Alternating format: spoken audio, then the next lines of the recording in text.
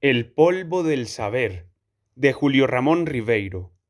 Todos los días al salir de la universidad o entre dos cursos caminaba hasta la calle Washington y me detenía un momento a contemplar, por entre las verjas, los muros grises de la casona que protegían celosa, secretamente, la clave de la sabiduría.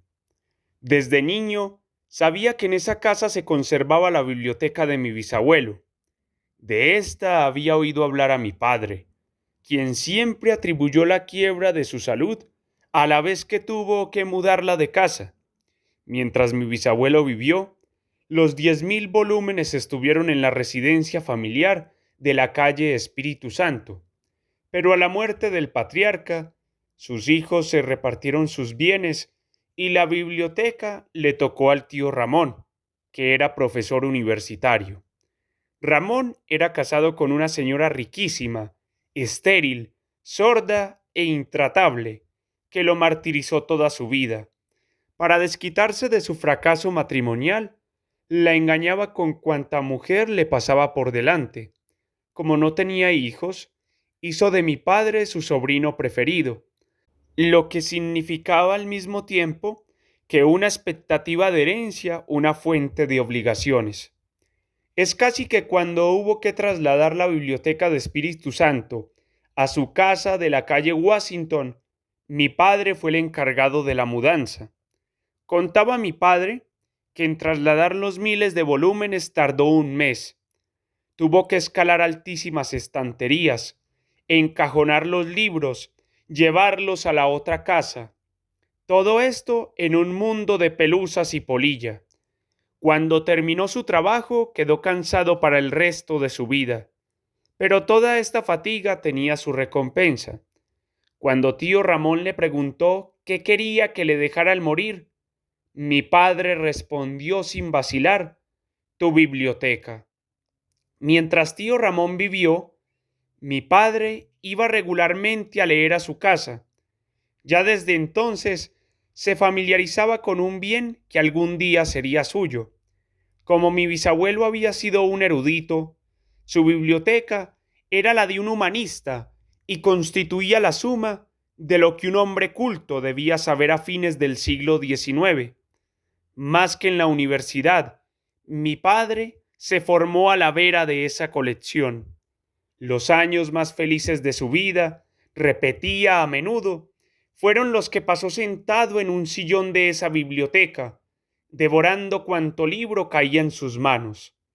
Pero estaba escrito que nunca entraría en posesión de ese tesoro. Tío Ramón murió súbitamente y sin testar, y la biblioteca con el resto de sus bienes pasaron a propiedad de su viuda. Como tío Ramón murió además en una casa de una querida, su viuda guardó a nuestra familia, y a mi padre en particular, un odio eterno. Jamás quiso recibirnos y optó por encerrarse en la calle Washington con su soledad, su encono y su sordera. Años más tarde cerró la casa y se fue a vivir a donde unos parientes a Buenos Aires. Mi padre pasaba entonces a menudo delante de esa casa, miraba su verja, sus ventanas cerradas e imaginaba las estanterías donde continuaban alineados los libros que nunca terminó de leer. Y cuando mi padre murió, yo heredé esa codicia y esa esperanza. Me parecía un crimen que esos libros que un antepasado mío había tan amorosamente adquirido, coleccionado, ordenado, leído, acariciado, gozado, fueran ahora patrimonio de una vieja avara que no tenía interés por la cultura ni vínculos con nuestra familia. Las cosas iban a parar así a las manos menos apropiadas, pero como yo creía aún en la justicia inmanente, confiaba en que alguna vez regresarían a su fuente original. Y la ocasión se presentó. Supe que mi tía, que había pasado varios años en Buenos Aires sin dar signo de vida, vendría unos días a Lima para liquidar un negocio de venta de tierras. Se hospedó en el Hotel Bolívar y después de insistentes llamadas telefónicas, logré persuadirla que me concediera una entrevista. Quería que me autorizara a elegir aunque sea algunos volúmenes de una biblioteca que, según pensaba decirle, había sido de mi familia. Me recibió en su suite y me invitó una taza de té con galletas. Era una momia pintarrajeada, enjollada, verdaderamente siniestra. No abrió prácticamente la boca, pero yo adiviné que veía en mí la imagen de su marido, de mi padre, de todo lo que aborrecía. Durante los 10 minutos que estuvimos juntos, tomó nota de mi embarazoso pedido, leyendo mi discurso en el movimiento de mis labios. Su respuesta fue tajante y fría. Nada de lo que era suyo pasaría a nuestra familia. Al poco tiempo de regresar a Buenos Aires falleció. Su casa de la calle Washington y todo lo que contenía fue heredado por sus parientes, y de este modo la biblioteca se alejó aún más de mis manos. El destino de estos libros, en verdad, era derivar cada vez más, por el mecanismo de las transmisiones hereditarias, hacia personas cada vez menos vinculadas a ellos, chacareros del sur o anónimos bonaerenses que fabricaban tal vez productos en los que entraba el tocino y la rapiña. La casa de la calle Washington continuó un tiempo cerrada, pero quien la heredó, por algún misterio, un médico de Arequipa, resolvió sacar de ella algún provecho, y como era muy grande, la convirtió en pensión de estudiantes. De ello me enteré por azar, cuando terminaba mis estudios, y había dejado de rondar por la vieja casona, perdida ya toda ilusión.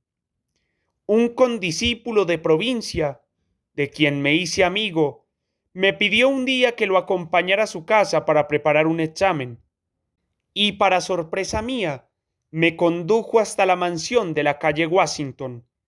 Yo creí que se trataba de una broma impía, pero me explicó que hacía meses vivía allí, junto con otros 5 estudiantes de su terruño. Yo entré a la casa devotamente, atento a todo lo que me rodeaba.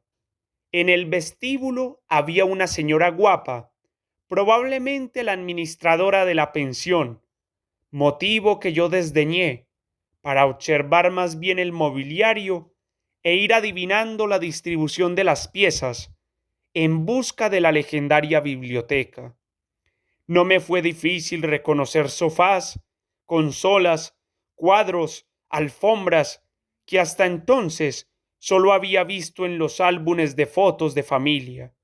Pero todos aquellos objetos que en las fotografías parecían llevar una vida serena y armoniosa habían sufrido una degradación, como si los hubieran despojado de sus insignias, y no eran ahora otra cosa que un montón de muebles viejos, destituidos, dejados por usuarios que no se preocupaban de interrogarse por su origen y que ignoraban muchas veces su función.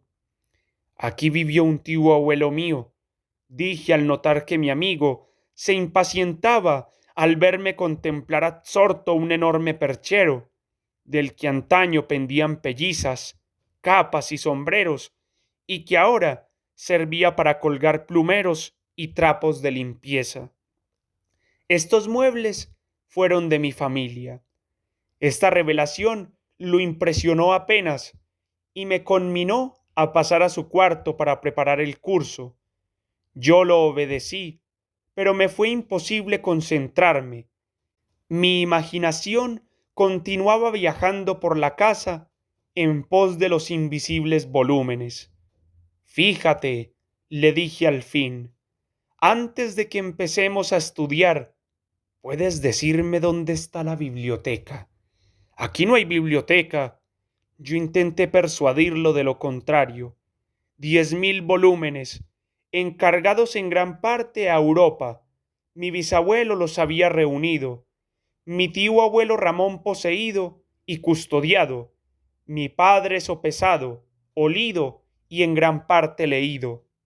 Nunca he visto un libro en esta casa.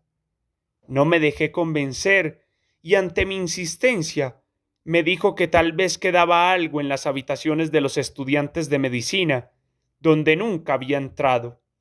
Fuimos a ellas y no vi más que muebles arruinados, ropa sucia tirada por los rincones y tratados de patología. Pero en algún sitio tienen que estar. Mi amigo era ambicioso y feroz, como la mayoría de los estudiantes provincianos, y mi problema le interesaba un pito.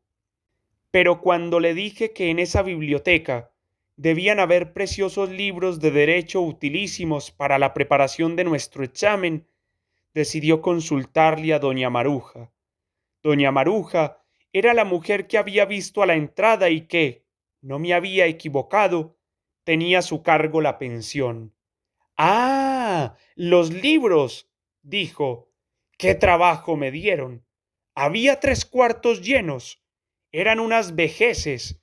Cuando me hice cargo de esta pensión, hace 3 o 4 años, no sabía qué hacer con ellos. No podía sacarlos a la calle porque me hubieran puesto una multa. Los hice llevar a los antiguos cuartos de sirvientes. Tuve que contratar a 2 obreros.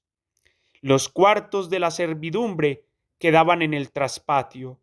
Doña Maruja me entregó la llave, diciéndome que si quería llevármelos encantada, así le desocuparía esas piezas, pero claro que era una broma. Para ello necesitaría un camión, que un camión, varios camiones. Yo vacilé antes de abrir el candado. Sabía lo que me esperaba, pero por masoquismo, por la necesidad que uno siente a veces de precipitar el desastre, introduje la llave. Apenas abrí la puerta, recibí en plena cara una ruma de papel mohoso. En el piso de cemento quedaron desparramados encuadernaciones y hojas apolilladas.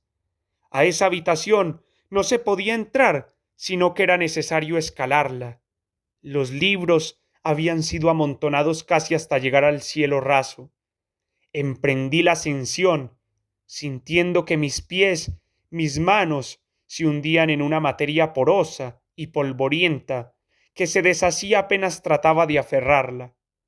De vez en cuando algo resistía mi presión y lograba rescatar un empaste de cuero. «Sal de allí», me dijo mi amigo, «te va a dar un cáncer. Eso está lleno de microbios».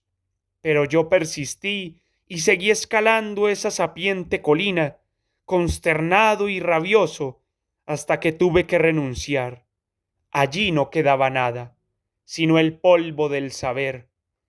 La codiciada biblioteca no era más que un montón de basura. Cada incunable había sido roído, corroído por el abandono, el tiempo, la incuria, la ingratitud, el desuso. Los ojos que interpretaron esos himnos hacía años, además que estaban enterrados, nadie tomó el relevo, y en consecuencia, lo que fue en una época fuente de luz y de placer, era ahora excremento, caducidad. A duras penas logré desenterrar un libro en francés, milagrosamente intacto, que conservé, como se conserva el hueso, de un magnífico animal preduliviano.